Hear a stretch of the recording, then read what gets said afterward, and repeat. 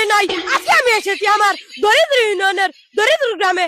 দেখেন এই এই এই অবশেষে কিন্তু গাবিন এই এই এই গাবিন ধানগুলোকে খালাস করা হলো।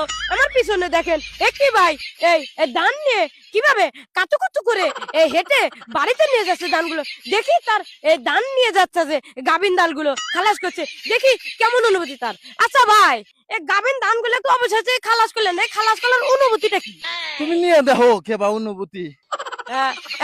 আচ্ছা, তো আমাকে বললেন যে তুমি নিয়ে দেও অনুভূতি কি? আচ্ছা ভাই, এই যে এই থামেন থামেন থামেন থামেন, এই যে আপনাদেরকে এই যে এই বোঝাটা মানে ধানের বোঝাটা যে মাথায় নিয়েছেন, এটার মানে গাড়ি কি সদর পাইতেছেন না? তুই নিয়ে দেখ রে ভাই। আচ্ছা ভাই, আরেকটা প্রশ্ন ভাই।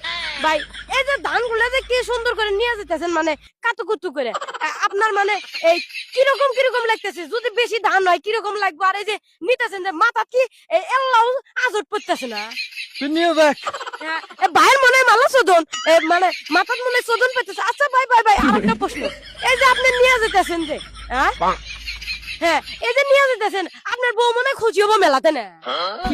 শালা তুই এলে মেজাজ খারাপ করে এলে দিতেছ এখন। চোদন যাইতেছিস না আমার, তুই নিয়ে দেখ।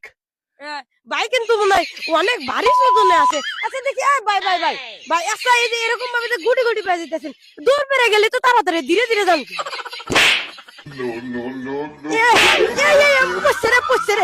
টলমলো থাবড় মেরে কিন্তু সেই ভাবটা না সইতে পেরে চোদনা উদ্ভূত হয়ে কিন্তু তিনি চেক ফাটাংটা পড়ে গেছেন। দেখেন কিভাবে করে উল্টা পাল্টা টলমলো খাচ্ছেন, দেখি তার অনুভূতিটা কি।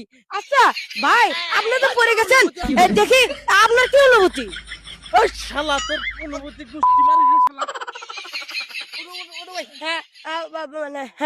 ভাই কিন্তু খেপে গিয়েছিল। আর আজকের মতো আমি এখানেই শেষ, কারণ আমার আর এখানে থাকা টেকা সম্ভব হচ্ছে না। আমি বুঝবো ভাই, আজকে এখানেই শেষ করতেছি। Everything is gallering throw. আবারও না আসলে নাই। আজকে আমি এসেছি আমাদের দরিদ্র ইউনিয়নের দরিদ্র গ্রামের।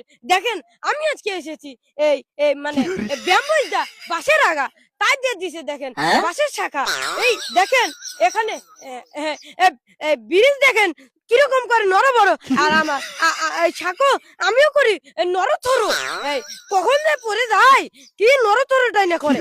আর যখন এখান দিয়ে কোনো গাড়ি যায় তখন এই এই এই এই ব্রিজটা এমন ভাবে ভূমিকম্প সৃষ্টি হয় যেন মনে হয় যে একবারে এই নার্গিস জ্বর হচ্ছে, নার্গিস জ্বর। এই তো একটু গেল, ও বাবা। আর যেটা বলছিলাম, এখানে ব্রিজ করে টলমলো আর আমি করি নড়থরো। আর এই এখানে এই ছেলে মেয়েরা, বিশেষ করে মেয়েরা যখন এই হেঁটে যায় তাদেরকে কাতুকুতু করে হেঁটে যেতে হয়, কাতুকুতু করে হেঁটে যেতে হয়। তাই আমি আমার সরকার আমার কাছে আবেদন করছি যে এখান থেকে যেন প্লাস্টিকের বা রটের ব্রিজ তৈরি করে দিতে হয়, যাতে তাদের আর কাতুকুতু করে হেঁটে না যেতে হয়। আজকের মতো আমি ফজু ভাই এখানেই শেষ করতেছি। Everything is gallering throw. আবারও না আসলে নাই। আজকে আমি এসেছি আমার পিছে নদীর পানি দেখেন কিরকম টলমলো করতেছে। আর আমার ডান পাশে আছে সিংলা বাড়ি। হ্যাঁ, আমি ছোটবেলা শুনেছি এই সিংলা বাড়ির নাকি এই সিংলা বাড়ি কিমড়ি পরে গাড়ি। আর আমার বাম পাশে আছে পাটাক গ্রাম, যেখানে কিমড়ি পরে ডেরাম একবারে ডেরাম। আর আমার পিছনে যে এই নদী দেখতে পাচ্ছেন, যখন বাতাস ওঠে তখন নদীর বালুগুলো কেমন যে ঢেউ খেলে। এই যে কাঁচা দেখতে পাচ্ছেন, যখন জোয়ার ওঠে তখন এখানকার মানুষজন জোরে শিলাপক মারে।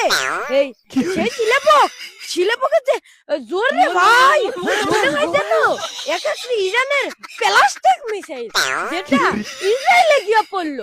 আর আমার সরকারের কাছে